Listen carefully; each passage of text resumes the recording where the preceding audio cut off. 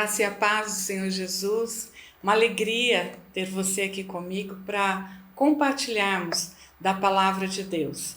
Ainda estamos impedidos de fazer os cultos presenciais, mas o meu desejo aqui nesta noite, a palavra de Deus possa penetrar o seu coração. Que o Espírito Santo toque a sua vida, seu lar, sua família, com as palavras de vida eterna. Palavras que curam, palavras que transformam. E eu quero começar lendo então o texto que está na segunda carta de Paulo aos Coríntios. Vou ler o verso 3. Bendito seja o Deus e Pai de nosso Senhor Jesus Cristo, o Pai de misericórdias e Deus de toda consolação. É Ele que nos conforta em toda a nossa tribulação, para podermos consolar os que estiverem em qualquer angústia, com a consolação que nós mesmos somos contemplados por Deus. Agora, verso 8. Porque não queremos, irmãos, que ignoreis a natureza da tribulação que nos sobreveio na Ásia, porquanto foi acima das nossas forças, a ponto de desesperarmos até da própria vida. Contudo, já em nós mesmos tivemos a sentença de morte, para que não confiemos em nós, e sim no Deus que ressuscita os mortos, o qual nos livrou e livrará de tão grande morte, em quem temos esperado que ainda continuará a livrar-nos. Oremos.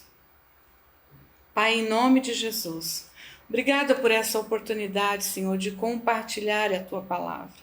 Essa oportunidade de ouvir, Senhor, a Tua voz, a voz do Espírito Santo que fala à igreja. Pai, em nome de Jesus, que a Tua palavra produza em nós fruto de arrependimento, mas também de graça, de poder, de consolação, Pai. Em nome de Jesus, fala com os Teus filhos, Senhor, onde estiverem. Qualquer um que estiver nesse momento ouvindo a Tua palavra, seja alcançado, alcançada pelas palavras de vida eterna. Assim nós oramos em nome de Jesus. Amém. Amém? O apóstolo Paulo, ele começa esse capítulo falando sobre tribulação, mas também sobre consolação.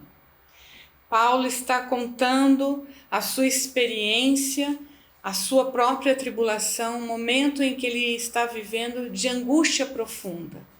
Mas não é só um relato do que ele passou, mas também palavras de encorajamento, mostrando a nós de que o sofrimento é algo comum na vida de todos nós, inclusive dos crentes, dos justos. Faz parte do nosso cotidiano, do dia a dia do ser humano. E nesses dias, em especial, dias de pandemia, de coronavírus, nós temos observado que esse sofrimento parece mais intenso. As pessoas estão mais tristes, mais angustiadas, mais sobrecarregadas. Algumas pesquisas recentes mostraram que mulheres e jovens têm sido mais afetados. Não que os homens também não se sintam assim, mas segundo essas pesquisas, uma delas inclusive feita pela Fiocruz, que é distribuidora de uma das vacinas contra a Covid-19, mostrou então que homens têm um índice menor, mas mulheres e jovens um índice maior, se sentindo mais tristes, mais deprimidos, mais angustiados, mais sobrecarregados. Quem tem passado pela enfermidade, pela Covid-19, também relata momentos de grande aflição. Não falta somente o ar físico nos pulmões, mas parece faltar o ar, no sentido da vida, o fôlego para encarar de frente as dificuldades. Esta semana eu recebi a notícia de 2 pastores que se suicidaram. Pessoas que estavam vivendo como Paulo, uma tribulação acima das forças a ponto de se desesperar da própria vida. Uma tribulação que vem como sentença de morte. A depressão é esse sentimento de pressão que abate, que derruba, que faz cair ao chão. E como é triste pensar que essas pessoas desistiram da vida. Eu sei que muitas pessoas que estão me ouvindo nesse momento estão vivenciando esse sentimento de grande dor, de angústia profunda na alma, de sofrimento intenso. Eu poderia enumerar várias tribulações, vários momentos muito difíceis na minha vida em que eu pensei que a sentença de morte também tinha chegado. Ao perder 2 filhos, ao ficar 2 meses numa UTI na gestação do Kim, minha 3ª gravidez, ou quando eu tive um prognóstico de câncer, ou ainda quando meu irmão foi assassinado sem motivo e eu precisei contar essa notícia para minha mãe. Grande sofrimento, de dor profunda na alma.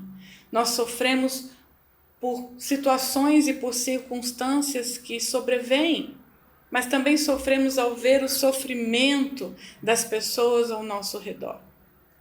O apóstolo Paulo ele está dizendo, não quero que vocês ignorem a natureza da tribulação, ignorem os sofrimentos que os santos estão passando na Ásia, né? Lá no Japão, meus irmãos queridos no Japão, na China, ou no Brasil, ou na Europa, ou na América Latina. Irmãos que em todo o mundo, nesse momento, estão sofrendo alguma tribulação. O sofrimento, ele pode vir de diversas maneiras, mas nesses dias eu tenho escutado algumas coisas absurdas, como é castigo de Deus, é Deus esmagando o mundo. Eu vi um vídeo de alguém profetizando isso. Eu quero lembrar que o teólogo Moltmann, em uma de suas obras, ele faz a seguinte reflexão: toda dor do mundo foi assumida pela dor do Pai no Filho crucificado na cruz. Diz ele, não existe nenhum sofrimento que nessa história de Deus não seja sofrimento de Deus. Assim como não existe nenhuma morte que não tenha se tornado morte de Deus em Cristo Jesus. Você consegue compreender isso? Todo sofrimento, meu, seu, da humanidade, também é um sofrimento de Deus. Deus, o Pai, sabe o que é sofrimento. Ele entregou o seu Filho na cruz por amor de nós. Deus, o Filho, sabe o que é sofrimento. Ele padeceu naquela cruz por causa de mim e de você. A Bíblia diz que naqueles últimos momentos com Deus, orando, Jesus disse, Pai, se for possível, afasta de mim esse cálice. Jesus estava dizendo como Paulo, está acima das minhas forças. Jesus suportou todo o peso do pecado da humanidade, toda a maldição que estava sobre nós foi sobre ele. Assim escreveu o profeta Isaías, o castigo que estava sobre ele nos trouxe paz. Por causa do castigo que estava sobre ele, nós somos sarados. Por causa da maldição que ficou sobre ele, nós fomos livres.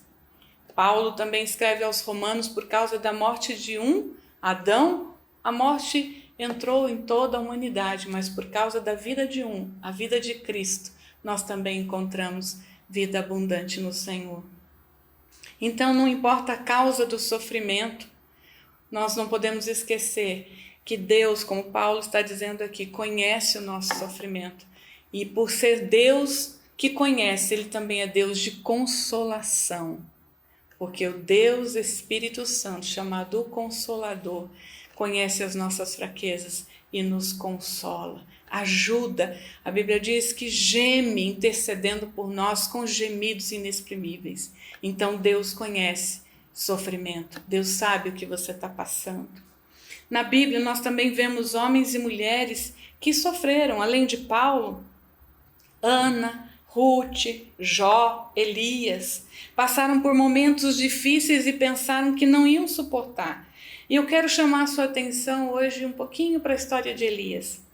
Elias tinha como nome Jeová é Deus, esse era o significado do nome dele. E você conhece, a história dele está lá em 1 Reis.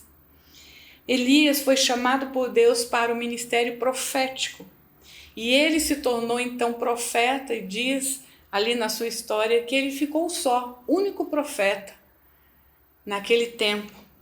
Um período marcado por crise, por fome, miséria, corrupção, idolatria, apostasia. Mas no meio da crise moral, social e espiritual, Deus pôde contar com a coragem de Elias, com a determinação de Elias em ser porta-voz de Deus. Profetizar no tempo de Elias não era uma tarefa fácil, era colocar a sua própria vida em risco. Mas Elias enfrentou 450 profetas de Baal e venceu no Monte Carmelo. Elias tem no seu currículo muitos milagres, lindos milagres. Você se lembra? Ele orou para que a chuva viesse e hoje você até canta isso em canções, uma pequena nuvem. Ele orou para que os profetas fossem derrubados, que o fogo do céu do Senhor viesse sobre o altar e o fogo veio. Elias apontou o dedo para os seus governantes, confrontando o pecado do rei Acabe e a sua esposa Jezabel. Elias o chamou de o perturbador de Israel. Olha que homem corajoso, de fé inabalável, capaz de apontar o dedo e não temer o que poderiam fazer os seus governantes, os monarcas daquela época. Hoje em muitas nações, muitas pessoas temem, não se pode falar mal dos governantes em qualquer lugar. Mas Elias não se deixava abater.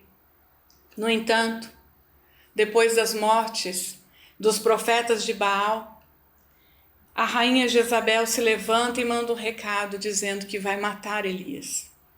E essa mensagem muda totalmente o contexto.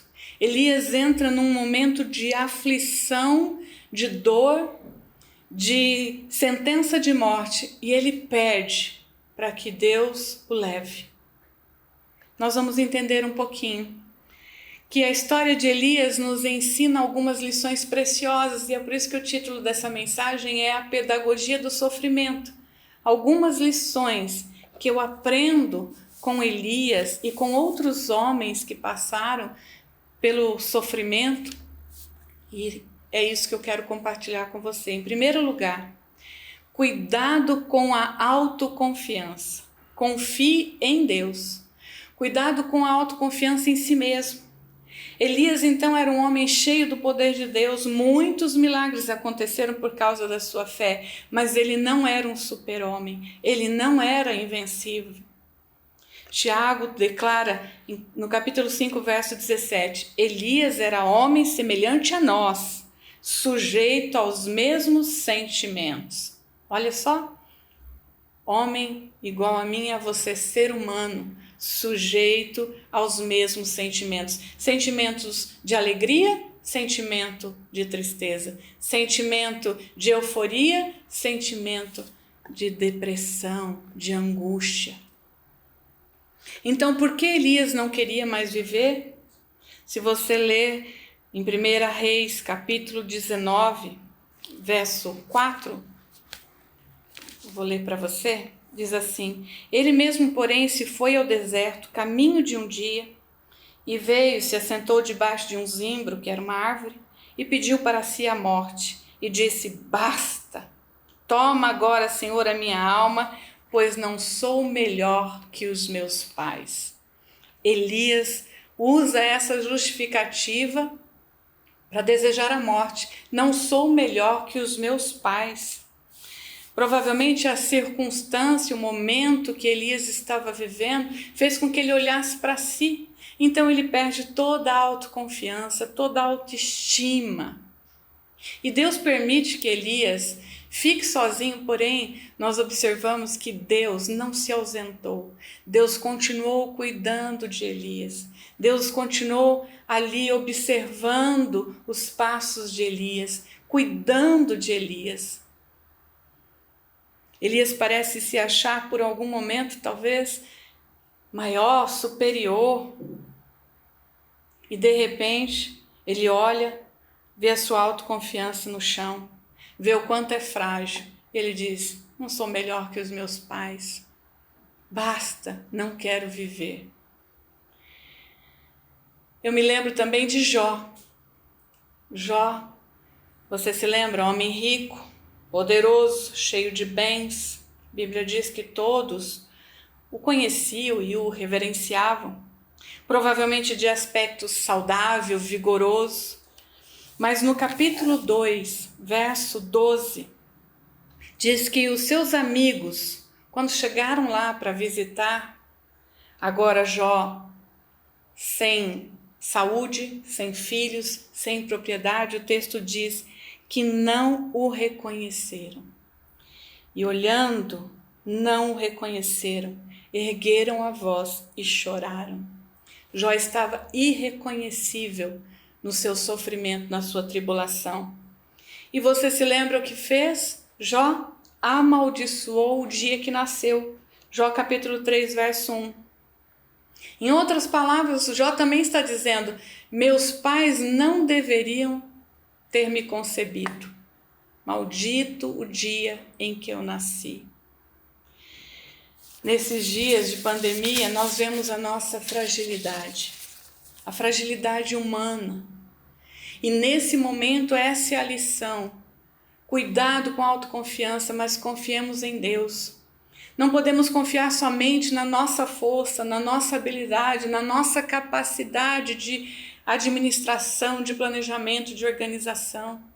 Não se pode confiar em homens, em estratégias humanas. O salmista, no Salmo 20, versículo 7, diz: uns confiam em carros, outros em cavalos, mas nós no Deus dos exércitos, no Senhor dos senhores, no Rei dos reis. Como Paulo diz, no Deus que ressuscita os mortos. Essa é a pedagogia do sofrimento que Paulo entendeu. Não é para confiarmos em nós, ele diz versículo 9, para que não confiemos em nós, e sim no Deus que ressuscita os mortos. Não é momento de confiar somente na sabedoria humana, mas no poder de Deus. Confiar em Deus, nos planos que Ele tem para nós, no controle que Ele tem de todas as coisas e nos pensamentos dEle, que são mais altos do que os nossos. Em segundo lugar, cuidado com o medo. Dependa de Deus. Essa é a segunda lição. Jó, no capítulo 3, versos 25 e 26, ele diz: aquilo que eu temia me sobreveio, me aconteceu, e agora não tenho descanso, sossego, e é grande a minha perturbação. Você sabe que o medo pode ser saudável quando ele nos desperta para o perigo, mas ele pode ser destrutivo quando ele é excessivo. A mensagem de Jezabel para Elias, 1 Reis, capítulo 19, verso 2, estava cheia de raiva. Havia desprezo, arrogância, sentimento de vingança. Nas suas palavras, ela dizia que não ia poupar esforços para acabar com Elias. Elias então abriu espaço para o medo, abriu a porta do medo. O profeta parece sucumbir diante da sensação da sentença de morte, como também disse o apóstolo Paulo. Mas é lindo ver que Deus continuou observando, olhando e cuidando de Elias. O anjo de Deus se aproxima, traz comida e bebida para Elias e diz: Elias, levanta, porque você ainda tem um longo caminho a percorrer. Então diz o texto que Elias comeu, bebeu e com a força daquela comida caminhou 40 dias e 40 noites até Horebe, o monte de Deus. Queridos, cuidado com o medo, mas dependa de Deus. Nós dependemos de Deus. não apenas para o nosso sustento físico, porque Ele nos dá capacidade para trabalhar, para adquirir riquezas, mas nós dependemos da força de Deus para encarar as dificuldades e as situações. Nós dependemos do amor de Deus. Paulo escreve aos Romanos que o amor de Deus é o segredo, e por causa do amor de Deus por nós, nem morte, nem principado, nem potestade, nem fome, nem nudez, nem coisas do presente, nem do futuro pode nos separar do amor de Deus. Nós precisamos aprender a depender de Deus. Elias comeu e bebeu. Elias ganhou força suficiente para percorrer mais 40 dias. Deus é quem nos dá força, sua alegria, que é a nossa força, sua palavra, que é a nossa força, a presença do Espírito Santo em nós, que é a nossa força. Eu sei que muitos perderam a vida nesses dias, gente de Deus até, mas eu e você que aqui estamos, precisamos continuar na dependência de Deus. Precisamos continuar crendo que Deus está olhando, mesmo que a gente tenha essa sensação que parece distante. Porque aqui foi Elias que se afastou, desejou correr do raio, do alcance dos olhos da rainha, mas Deus ficou cuidando, Deus ficou provendo, Deus ficou sustentando, Deus ficou ainda dando direção, e é isso que Deus continua fazendo. Deus não está dormindo, Deus está trabalhando, mesmo você se sentindo só, mesmo você se sentindo em grande aflição, Deus continua trabalhando por você. Deus continua trabalhando por mim, isso é lindo. Paulo, também aqui em Coríntios, ele conta que para que ele não se ensoberbecesse, foi colocado um espinho na carne. E ele pediu a Deus para que tirasse. E a resposta de Deus foi: Paulo, minha graça te basta. Então, em 2 Coríntios, capítulo 12, versos 9 e 10, ele diz: sinto prazer nas fraquezas, nas injúrias, nas necessidades, nas perseguições e, olha, nas angústias, no sofrimento. Como é possível sentir prazer no sofrimento? Paulo diz: por causa do amor de Cristo. Por causa do amor de Cristo. Porque em todas estas coisas, todas essas situações de lutas e dificuldades me tornam vencedor em Cristo. E ele diz: porque quando sou fraco, então é que sou forte. É na nossa fraqueza que a gente depende da força de Deus. Elias pôde olhar para si, ver a sua fragilidade, caiu sua autoconfiança, mas ele também precisava reconhecer que tudo aquilo que ele era e tudo aquilo que ele fazia era por causa do poder de Deus. Lembrando ainda de Jó, ele faz um dos seus amigos no capítulo 5, um dos seus amigos que mesmo com motivação errada, tentando insinuar que Jó havia pecado, faz uma declaração muito linda e interessante. Ele diz: o homem passa por dificuldades tão certamente como as fagulhas voam para cima. Fagulhas do fogo, né? Mas ele diz: mas se fosse comigo, Jó, se fosse comigo, eu apelaria para Deus, apresentaria a Ele a minha causa, a minha necessidade, porque Ele realiza maravilhas insondáveis, milagres que não se pode contar. Jó capítulo 5, versos de 7 a 9. Eu fico emocionada, porque esse nosso Deus faz maravilhas. Se fosse eu no seu lugar, sofrendo essa angústia, eu apelaria para Deus. Todas as vezes que eu me vi em angústia profunda, eu pude apelar para Deus. Eu pude esperar em Deus e a resposta veio, a vitória veio. E eu estou aqui hoje podendo compartilhar com você.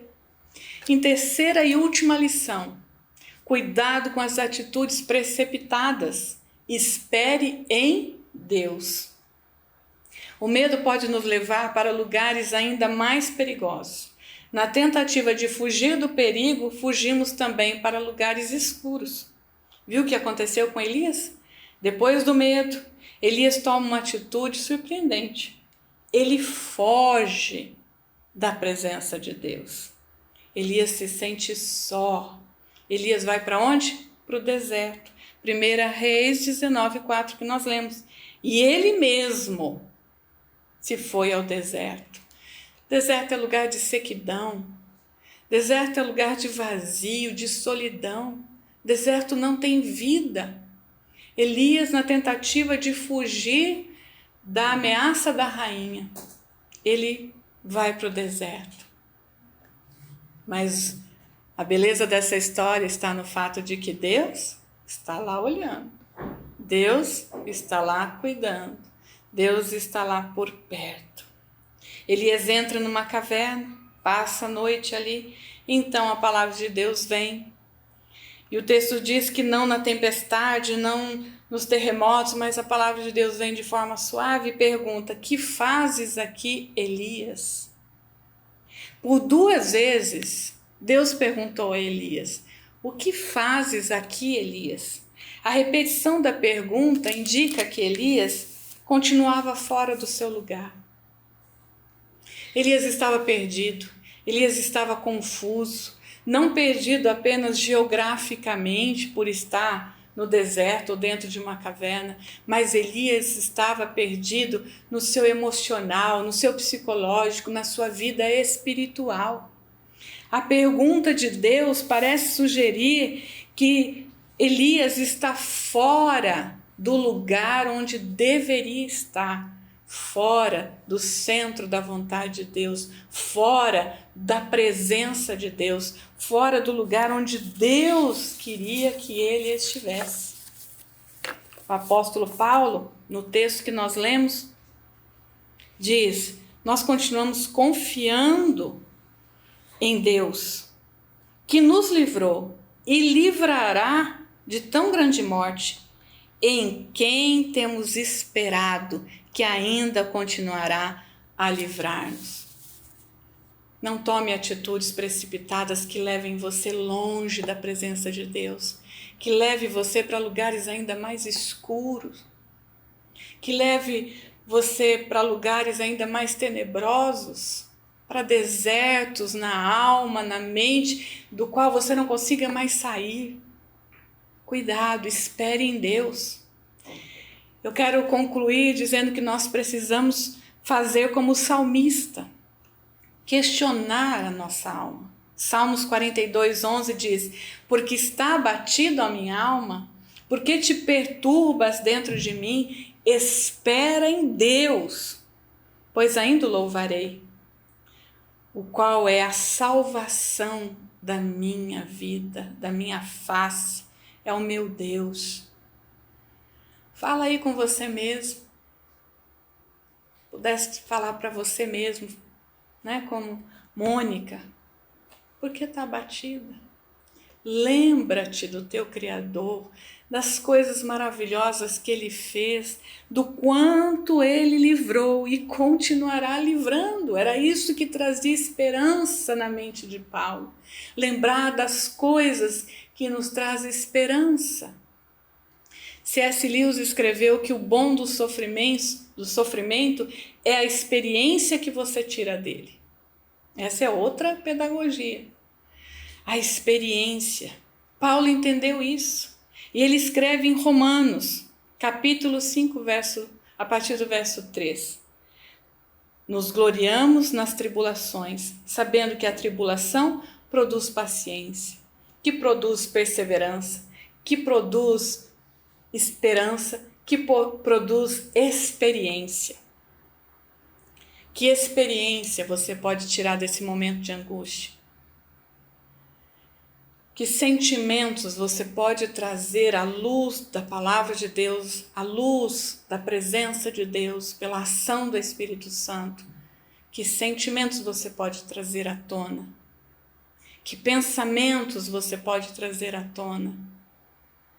Pensamentos de perseverança, do quanto Deus já fez e do quanto Ele pode fazer. Pensamentos que pode trazer alegria. Paulo também escreve em Romanos 12:12, alegrai-vos na esperança, sendo paciente na tribulação, perseverando na oração. O texto que nós lemos também diz que o nosso Deus Pai, Pai de misericórdias e Pai de toda consolação, nos consola em momentos de tribulação. E a consolação que dele recebemos também serve de experiência para consolarmos outras pessoas. Então lembre-se das lições de hoje e eu tenho certeza que o Espírito Santo vai acrescentar muitas outras no seu coração, trazendo muitas revelações para você nesta semana. Cuidado com a autoconfiança. Não confie em si, não confie nas suas riquezas, não confie em homens, mas confie em Deus. Cuidado com o medo, não abra a porta para o medo excessivo. Seja o medo do vírus, seja o medo de perder o emprego, seja o medo de ficar sem dinheiro, seja o medo de qualquer enfermidade. Mas aprenda a depender de Deus, que tudo provê, que tudo vê, que tudo nos sustenta. Cuidado com as atitudes precipitadas, espere em Deus. O mesmo Deus que fez antes no passado, faz hoje, fará eternamente, porque Ele não muda. Amém? Eu quero orar por você. Pai, em nome de Jesus, alcança meu irmão e minha irmã. Alcança essa pessoa, Senhor, que está do outro lado da tela.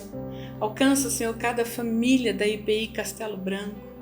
Pai, que essa palavra de encorajamento, vinda do Senhor para nós, escritas pelo apóstolo Paulo, pela unção do Espírito Santo, possa trazer força, coragem, esperança, possa trazer ensinamentos preciosos para que nós possamos vencer as nossas próprias tribulações e também consolar outras pessoas, Pai. Espírito Santo Consolador, traga consolo nos corações enlutados. Espírito Santo Consolador, que intercede com gemidos inexprimíveis, interceda agora, Senhor, por aqueles que estão enfermos, hospitalizados, por aqueles que estão em depressão com pensamentos de morte, Senhor. Em nome de Jesus, livra cada um pelo poder que há no nome de Jesus. Que Deus abençoe você. Que Deus traga à sua mente pensamentos de paz. Que Deus traga ao seu coração sentimentos de paz. Que Deus traga em todo o seu lar essa atmosfera de confiança em Deus. Fica com Deus, que o amor desse Deus maravilhoso, eterno, imutável, que a graça salvadora do Filho Jesus, que sofreu na cruz por nós, mas ressuscitou e vivo está ao lado do Pai intercedendo por nós, e que a doce, poderosa consolação do Espírito Santo esteja com você, com a sua família, com toda a igreja, aqui no Brasil, na Ásia, em todo o mundo, em nome de Jesus. Beijo, até semana que vem.